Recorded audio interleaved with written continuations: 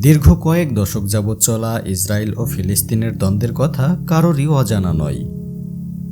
যে দ্বন্দ্বের কারণে প্রাণ গিয়েছে হাজার হাজার নিরীহ ফিলিস্তিনির, বাদ যায়নি শিশুরাও। ইসরায়েলিদের কঠোর বর্বরতার বলি হয়েছে ফিলিস্তিনের প্রায় সকল মানুষ।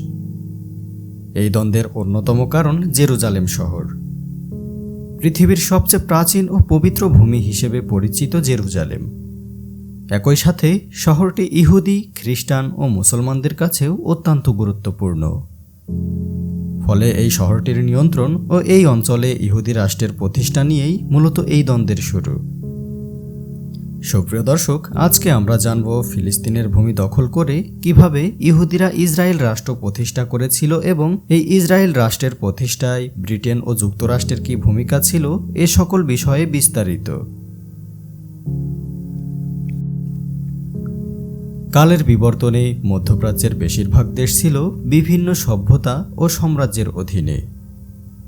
সর্বশেষ 1517 থেকে 1917 সাল পর্যন্ত অটোমান সাম্রাজ্যের অধীনে ছিল ফিলিস্তিন সহ মধ্যপ্রাচ্যের বেশিরভাগ অঞ্চল। কিন্তু প্রথম বিশ্বযুদ্ধের পর নাটকীয়ভাবে মধ্যপ্রাচ্যের ভূরাজনৈতিক প্রেক্ষাপট পরিবর্তন হতে থাকে। 1918 সালে প্রথম বিশ্বযুদ্ধ শেষ হলে ফিলিস্তিনের দখল চলে যায় ব্রিটেনের হাতে। যদিও 1917 সালের নভেম্বরে তুরস্কর সেনাদের কাছ থেকে জেরুজালেমকে দখল করে নেয় ব্রিটেন। 1917 সাল থেকে 1948 সাল পর্যন্ত ফিলিস্তিনের নিয়ন্ত্রণ ছিল ব্রিটেনের হাতেই। আর সে সময় ব্রিটিশ সরকার ফিলিস্তিনের মাটিতে ইহুদিদের জন্য একটি আলাদা রাষ্ট্র গঠনের সহায়তা করার সিদ্ধান্ত নেয়।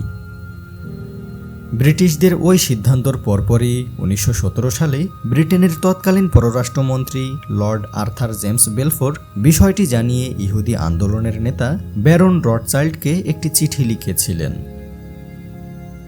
যে চিঠি ইতিহাসের পাতায় বেলফোর ডিক্লারেশন হিসেবে পরিচিত। ইহুদিদের কাছে ব্রিটেন প্রতিশ্রুতি দিয়েছিল যে ফিলিস্তিনের জমিতে তাদের জন্য একটি রাষ্ট্র গঠনের সুযোগ করে দিবে। যদিও রোমান সময় থেকেই ইহুদিদের ছোট্ট একটি ধর্মীয় গোষ্ঠী সে অঞ্চলে বসবাস করত। তবে আরবরা এই ঘোষণার তীব্রভাবে বিরোধিতা করেছিল। অবশ্য ইহুদিরা এর আগে থেকেই এই অঞ্চলে রাষ্ট্র গঠনের কথা ভেবে আসছিল। একটি পরিসংখ্যানের তথ্যমতে 1882 থেকে 1903 সালের মধ্যে প্রায় 35,000 এবং 1904 থেকে 1914 সালের মধ্যে আরও 40,000 ইহুদি এই অঞ্চলে এসে বসতি স্থাপন করে। এছাড়াও পৃথিবীর বিভিন্ন প্রান্তে ছড়িয়ে ছিটিয়ে থাকা ইহুদিরা ফিলিস্তিনে এসে স্থায়ীভাবে বসতি স্থাপন শুরু করে। এক পর্যায়ে 19 শতকের শেষের দিকে ইহুদিদের জায়ানবাদী আন্দোলনের সূচনা হয়। তাদের চোখ পড়ে আরব ভূখণ্ডের উপর। 1933 সালের পর থেকে জার্মান শাসক হিটলার ইহুদিদের প্রতি কঠোর হতে শুরু করে। ইউরোপে ইহুদিদের প্রতি যে নেতিবাচক দৃষ্টিভঙ্গি ছিল, সেটি তাদের একটি নিজস্ব রাষ্ট্র গঠনের ভাবনাকে আরও বেশি ত্বরান্বিত করে। ইতোমধ্যে ইউরোপ থেকে জাহাজে করে হাজার হাজার ইহুদি অভিবাসী ফিলিস্তিনি ভূখণ্ডে আসতে থাকে। তখন ফিলিস্তিনি আরবরা বুঝতে পারে যে তাদের অস্তিত্ব হুমকির মুখে পড়েছে।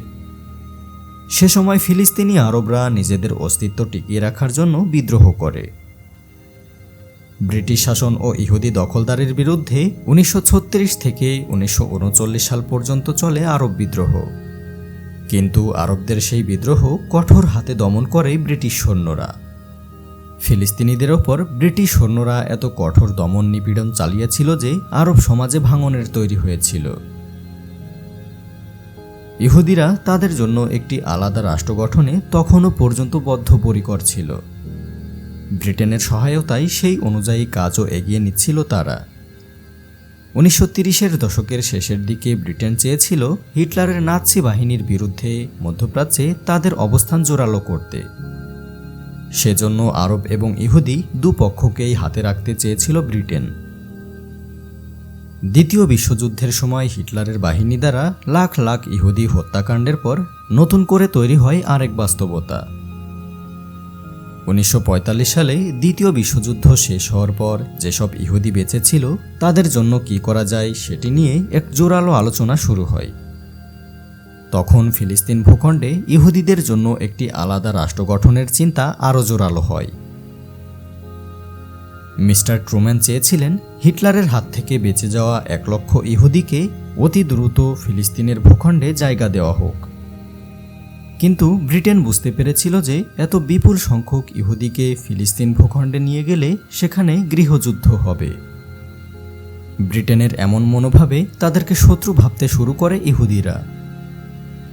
এ সময় ইহুদিদের সশস্ত্র দলগুলো ব্রিটিশ সৈন্যদের ওপর ফিলিস্তিনের বিভিন্ন জায়গা থেকে আক্রমণ চালাতে থাকে। তখন ইউরোপ থেকে ফিলিস্তিনের উদ্দেশ্যে জাহাজে বোঝাই হয়ে আসা হাজার হাজার ইহুদিদের বাধা দেয় ব্রিটিশ বাহিনী, কিন্তু তাতে খুব একটা লাভ হয়নি। ইহুদিদের সশস্ত্র দলগুলো ব্রিটিশ বাহিনীর ওপর তাদের আক্রমণের মাত্রা বাড়িয়ে দেয়। তাদের উদ্দেশ্য ছিল এমন একটি পরিস্থিতি তৈরি করা যাতে করে ইহুদি রাষ্ট্র গঠনের জন্য ব্রিটেন এবং আন্তর্জাতিক সম্প্রদায় দ্রুত সিদ্ধান্ত নেয়। এরপর বাধ্য হয়ে ব্রিটেন বিষয়টি জাতিসংঘে নিয়ে যায়। এ সময় সদ্য প্রতিষ্ঠিত জাতিসংঘ 1947 সালের নভেম্বরে ফিলিস্তিনের ভূখণ্ডে 2টি রাষ্ট্র গঠনের সিদ্ধান্ত নেয়, একটি ইহুদিদের জন্য আরেকটি আরবদের জন্য। ইহুদিরা মোট জনসংখ্যার 1/4 হয়েও তারা পেল মোট ভূমির 57% এবং আরবরা পেল মাত্র 43% ভূমি। স্বভাবতই আরবরা এই সিদ্ধান্ত মেনে নেয়নি, তারা জাতিসংঘের এই সিদ্ধান্ত খারিজ করে দেয়। যুক্তরাজ্য ও যুক্তরাষ্ট্রের নীলনকশায় ইহুদিদের রাষ্ট্র প্রতিষ্ঠার পথ আরও প্রশস্ত হয়। 1948 সালের 14 মে ব্রিটিশ সরকার আনুষ্ঠানিকভাবে ফিলিস্তিন ভূখণ্ডে তাদের ম্যান্ডেটরি ছেড়ে দেয়। ওই দিনই ইহুদিরা বিজয় উল্লাস শুরু করে এবং ইসরায়েল রাষ্ট্রের ঘোষণা দেয়। এবং এর পরদিনই আরব দেশগুলোর সাথে ইসরায়েলের যুদ্ধ বেঁধে যায়। কিন্তু আরব দেশগুলোর মধ্যে কোনো সমন্বয় ছিল না। তাছাড়া আরব নেতৃত্বে একে অপরকে বিশ্বাস করত না। এ সময় জেরুজালেম দখলের জন্য আরব এবং ইসরায়েলের মধ্যে চলে তীব্র লড়াই। ইহুদিরা ভেবেছিল জেরুজালেম ছাড়া ইহুদি রাষ্ট্রের কোনো অর্থই নেই। অন্যদিকে মুসলমানদের জন্য জেরুজালেম অত্যন্ত পবিত্র জায়গা। তীব্র লড়াইয়ের এক পর্যায়ে ইসরায়েলি বাহিনী পিছু হাঁটতে থাকে, তাদের অস্ত্রের মজুদ শেষ হয়ে যায়। সম্ভাব্য পরাজয় আঁচ করতে পেরে ইহুদিরা নিজেদের শক্তি সঞ্চয়ের জন্য সময় নেই। তখন জাতিসংঘের মাধ্যমে যুদ্ধবিরতি কার্যকর করা হয়। যুদ্ধবিরতির এ সময় দুপক্ষই তাদের শক্তি সঞ্চয় করে, কিন্তু ইসরায়েল পেয়েছিল বেশি সুবিধা। তখন চেকোস্লোভাকিয়ার কাছ থেকে আধুনিক অস্ত্রের একটি চালান হাতে আসে ইসরায়েলের। যুদ্ধবিরতি শেষ হলে নতুন করে আরবদের উপর ঝাঁপিয়ে পড়ে ইসরায়েলি বাহিনী। একের পর এক গুরুত্বপূর্ণ জায়গা দখল করে নেয় ইহুদিরা। তেল আবিব এবং জেরুজালেমের ওপর তাদের পূর্ণ নিয়ন্ত্রণ প্রতিষ্ঠা করে। এ যুদ্ধে আরবরা পরাজিত হলে তাদের একটা বিরাট অংশ অঞ্চল দখল করে নেয় ইহুদিরা। এ যুদ্ধের ফলে প্রায় 7.5 লাখ ফিলিস্তিনি তাদের বসতবাড়ি হারিয়ে শরণার্থী হয়। 1947 সালের আগেও ফিলিস্তিনের ভূখণ্ডে ইহুদিরা ছিল মোট জনসংখ্যার 6%, কিন্তু 1948 সালে ফিলিস্তিনে জাতিগত নিধন শুরু হয় এবং 1950 সাল পর্যন্ত ইসরায়েলি বাহিনী প্রায় 7,50,000 ফিলিস্তিনিকে বাস্তুচ্যুত করে। ফিলিস্তিনিদের বিতাড়িত করার মধ্য দিয়ে ফিলিস্তিনের প্রায় 78% ভূমি দখলে নিয়ে নেয় তারা।